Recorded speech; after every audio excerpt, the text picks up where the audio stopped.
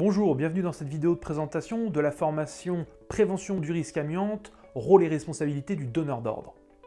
Cette formation est à la destination des donneurs d'ordre, maître d'œuvre, maître d'ouvrage, coordonnateur SPS, assistant maître d'ouvrage. Bref, si vous êtes dans la conduite d'opération de travaux, cette formation est faite pour vous. L'objectif est qu'à l'issue de la formation, vous soyez capable de superviser un chantier qui peut présenter un risque, une problématique liée à la présence d'amiante. La formation se déroulera sur 3 jours. Dans un premier temps, on verra ce que c'est l'amiante et en quoi c'est dangereux pour l'environnement, mais surtout pour l'homme. On verra ensuite les principales réglementations applicables aux travaux avec risque amiante. Ensuite, on va détailler vos rôles et responsabilités à chaque étape du projet de travaux. On va commencer par les rédactions des pièces, du DCE. Ensuite, on va voir le choix de l'entreprise. Ensuite, comment suivre, superviser un chantier présentant un risque amiante. Et enfin, quelles sont les modalités applicables en fin de chantier, en fin de travaux. La majeure partie de la formation sera faite grâce à des mises en situation issues du retour d'expérience de l'ensemble des participants de la formation. On va travailler à partir de vos problématiques réelles.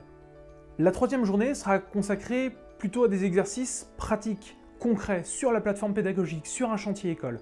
Là, on va voir les différents équipements, les différentes zones d'un chantier, qu'est-ce qu'il faut contrôler, c'est quoi l'aérolique d'un chantier amiante, et quelles sont les modalités pour entrer et pour sortir, pour se décontaminer d'une zone amiante.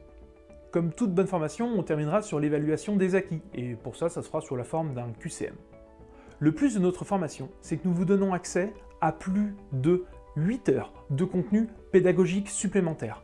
Je vais vous donner accès à des vidéos, à des supports de formation sur une base e-learning qui va vous permettre d'accéder à des détails de plein de points techniques qu'on n'aura pas pu voir ensemble lors de la formation.